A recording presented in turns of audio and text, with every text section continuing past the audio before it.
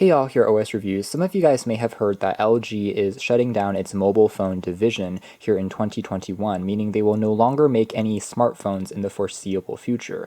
It's really unfortunate since LG has been a player in the space for the past decade and brought out many interesting creative devices. LG is certainly not alone in this dilemma, as we've seen brands like an HTC, which were once very dominant players, just starting to find it really tough to compete and fading into the background a bit. So in today's video, I thought it would be fitting to revisit one of LG's smartphones. This is the LG G8X, and to see how it holds up today.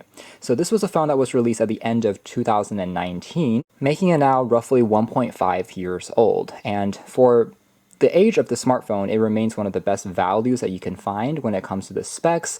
That has always been an area where LG's phones, because of relatively poor marketing decisions, tended to have pretty sharp reductions in price after getting released. For instance, you can find this one in refurbished condition for less than $150 if you shop around on Amazon or eBay, which is pretty much in budget territory for smartphones these days, and it's an incredible value considering the phone packs a Snapdragon 855 series processor, which again you'll also find on Galaxy S10 series and even the OnePlus 7 series, but both of those phones still sell today for about 2 times the price. One of the bright spots that came out of the announcement, at least a silver lining, is LG stated that they would be continuing their promise of having 3 years of software updates to their smartphones, which were released in 2019 onwards. So that means the G8X actually fits into that territory. Coming back to the phone's design, it has a 6.4-inch OLED display that has a 1080p resolution. One of the critiques at the time of the phone's release was it's a standard 60Hz refresh rate, which compared to other flagship phones that started to introduce 90Hz or even 120Hz, gave you a bit more of fluidity and smoothness as you were scrolling. What I will say though is faster refresh rate screens, although cool to have, does draw power more quickly. So depending on what your priorities are, if you want to have the best battery life, then perhaps something like this is not really a huge drawback at the end of the day. So combined with a standard Full HD Plus resolution instead of using 2K, plus a pretty large 4000 milliamp hour capacity battery, does mean that this phone is awesome in terms of battery endurance, and even if you get a used unit, it will still last you well over a day. In fact, in moderate usage or light usage, this is a phone that you can definitely get past, I would say, 2 days, maybe stretching 3 days before you need to recharge it again, and it charges up very quickly too, using Qualcomm's Quick Charge, as well as supporting Qi wireless charging. And really, aside from the refresh rate, everything else about this phone was as good as those other flagships that it tried to compete with. This one here also has 6 gigabytes of RAM, along with 128 gigs of built-in storage, which is further expandable via a micro SD card slot that also dubs as the SIM card slot on the top of the phone. Like several of LG's most recent phones, the G8X also supports what they call a dual screen case, which is an optional accessory that you can pick up now for about $100. That transforms it into something that can be easier for multitasking, and similar to the Surface Duo, you're able to open up 2 apps at the same time, use a second screen as a keyboard. You can think of it as a more practical folding accessory for the phone, although not as sleek as a true folding display like what you'll find on the Galaxy Fold, for instance, and it can be removed if you don't need it. Also, again, if you're looking to save some money and you don't absolutely need to have multitasking, you can just pick up the phone alone.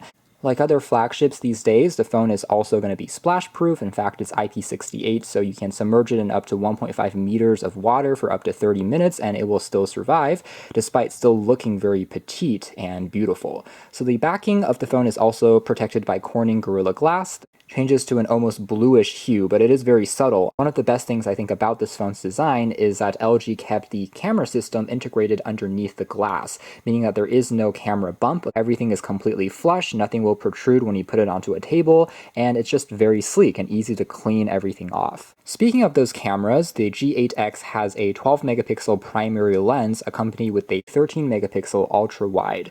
Now, for folks that aren't aware, LG is actually the first smartphone company to really introduce a wide-angle lens on their smartphones back with the LG G5, and it's something that they've continued to use on every generation of their flagship smartphone.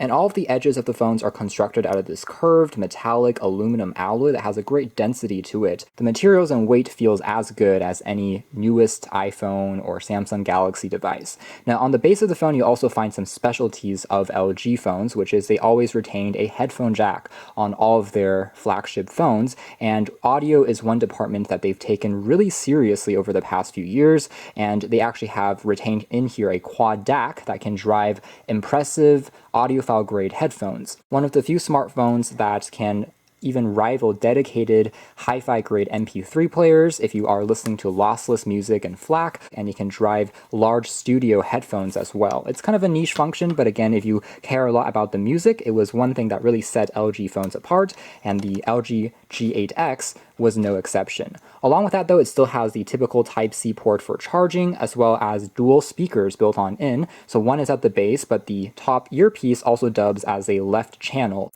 Otherwise, another thing that was interesting about the G8X compared to the standard G8 that came out just a little bit before this was having an optical in-display fingerprint reader. Overall, it works all right. I wouldn't say it's as fast as a traditional rear-mounted fingerprint sensor, but it does have its conveniences, such as if you have your phone lying flat on a table, you can just unlock it with your finger, and it looks very cool. We can see that there is going to be a small teardrop notch on the top to house a 32 megapixel front-facing camera. Bezel sizes on the sides I think are reasonable and still gets you a very immersive experience as you're holding the phone, and the chin at the bottom is also pretty slim thanks to the fact that the phone is using an OLED display. In the auto mode, the screen can get as bright as over 600 nits, which is great. You can still see it clearly even in outdoor conditions, no problems, and since it is a OLED screen, it has excellent contrast levels. You can enable a system-wide dark theme to conserve on battery, and everything just really pops. Supports HDR10. The color temperature of the screen can also be further adjusted if you prefer to have something more tuned for cinema, sports, gaming modes, or go into an auto mode that can allow you to change the color temperature RGB in more detail. Now we do have LG skin on top of, again, Android 10.0 on this particular phone, which in my opinion is not really that obtrusive. I think LG has actually done a great job over the years stripping back some of the bloatware and some of the features that folks have complained about.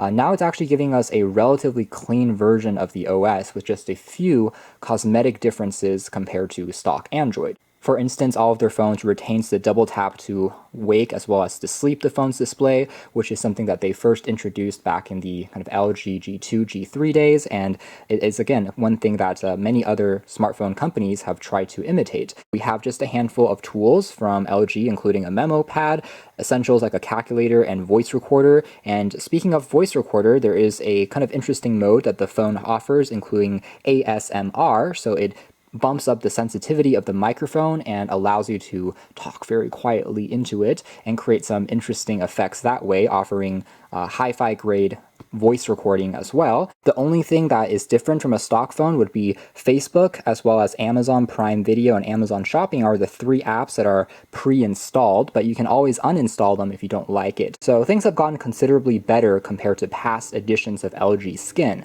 Maybe the icons are still rounded off at the edges, but I still think it's a cute overall aesthetic that they're going for. And then the drag down notification shade, you can see here, it does remind me a little bit of Samsung's One UI, but not in a bad way. The icons here are blue. You're able to turn on and off functions like there is NFC on here for mobile payment. The dual screen case can also be activated, a ultra battery saving mode. Other things on here include turning on or off the hi-fi quad DAC if you have headphones plugged in, and there's also a DTS 3D surround sound mode that will further enhance the stereo speakers, giving you more separation. And here is Nova Launcher, by the way, that you can also install if you prefer at a click of a button. Speaking of, the phone's fluidity overall, as you can see here in terms of swiping over the UI, is really smooth and responsive thanks to the use of that Snapdragon 855 series processor, which in 2021 is still more than fast enough. In fact, for many users that are more moderate on their phones, it's actually still overkill. Some other elements of a flagship phone that you'll start to notice once you pick one up and using it is the excellent haptic engine. So as you're doing things like typing, the keyboard gives you subtle vibrations and everything feels really precise and well tuned. So let's jump into the camera performance next. Although arguably not quite as good as, say, a Google Pixel in terms of the photo experience, LG's phones do shine in terms of giving you a ton of features that you can try out in their software, as well as lots of custom pro modes which are unique that we'll talk about here. So one of the things that they're introducing introducing on the G8X is an AI scene detection mode. So if you point different objects at it, so for example right now you can see it's recognized that this is a flower, so it will try to change the color temperature of the shot to give you the best effect depending on what you are looking at, versus say a text. You can see it will detect that as a piece of paper and then try to change the properties to compensate. The Google integration with LG's G8X is done surprisingly well. That's actually not the only area where it's baked into the software. For example, there is a physical button on the side here that I didn't mention previously that's a Google Assistant key. So similar to how the Google Pixels, you can kind of squeeze their older phones to bring up the Assistant, you can find it on the LG G8X by simply tapping on this button. Portrait mode that creates a bokeh effect. If you're pointing at an object, everything behind it will go out of focus. And there's also a studio lighting mode, which is kind of similar to what the iPhone introduced a while back. This mode works only if you're pointing it at a person, however, and if you do that, you will be able to change things like the background image. So for example, you can take a picture of someone's head and everything outside of their head will turn, say, orange, yellow, or black, or any other color, like if you were shooting it in a studio against a wall. There are other properties that you can work with if you're wanting to shoot stars at night. It's not quite as good as astrophotography on the Pixel phones, but it's very good still, and there is a dedicated night mode as well. Coming over to video, the phone does allow you to record 4K resolution footage, and again, it gives you a few different selection options when it comes to recording the sound, such as an ASMR mode is also baked directly into the video mode. You're also able to have focus locking and adjust this directly using the slider bar, so you can create some really cool effects like getting a particular frame of the video to be out of focus and then slowly fade into focus and then out of focus. It really is a very pro effect and something that you just don't get in the software of almost any other smartphone unless you're downloading third-party apps to do this. Taking a closer look at some of the images that I took from this phone's camera directly, again, it looks excellent. And then here's some example of shots outdoors. Again, HDR is preserving plenty of colors and details in the shadows. Here's one of flowers here in the spring season, and the flower petals, these tiny little flowers, are still looking quite good. Easy to take images and fast to respond without slowing down. Here's an example of the wide-angle lens, which as you can see here also looks very good, and there is HDR support in the wide-angle lens department as well. So standing in the same spot, this is an image taken with the regular lens, and then here is the wide-angle lens. You're able to see just a bit more on the sides, as you can see there, but it doesn't really bend or distort at the edges either. Now moving over to taking a closer look at the video playback experience. Let's jump into YouTube and also crank up the sound of the speakers and do a quick demo.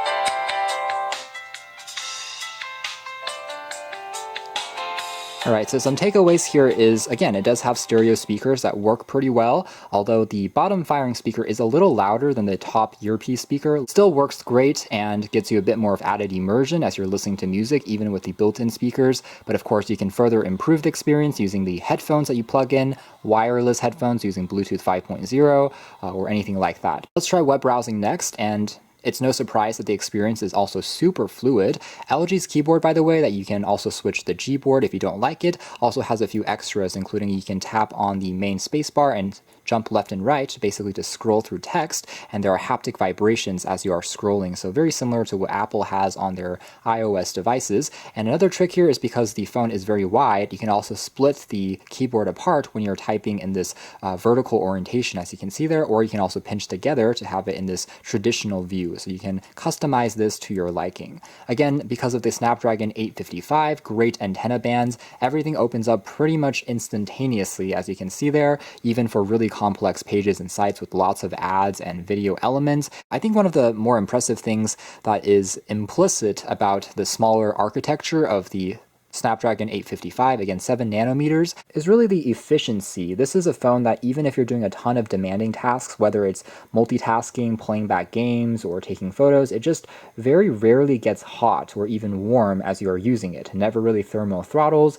In fact, you're able to rapidly charge the phone while gaming, and the phone still never gets hot. And here's another feature that I found out about LG's newer phones like the G8X. It has a desktop mode, so if you plug the Type-C port onto any monitor or TV, it can transform it into kind of like a mini computer. Samsung also has their equivalent called Samsung DeX. Huawei also has it on their phones, but it's a feature that I didn't really realize that LG had on their devices because, again, LG's marketing is just not the greatest. So you're able to, say, open up certain apps by double tapping here, and you can see it will open up in a resizable window. I can open up another tab like YouTube, and it will float in a different window. You can, of course, also connect a, say, Bluetooth keyboard or mouse to the phone, and then just use it like a small computer or a Chromebook replacement. The phone you can also do other things on, doesn't really interfere with the second display, and you can even just turn off the phone's display and the monitor here still turns on. I think the last thing to talk about here would be some of the gaming experience. Even the most demanding of titles, including, again, Asphalt 9, which they have here as an example, or even things like PUBG,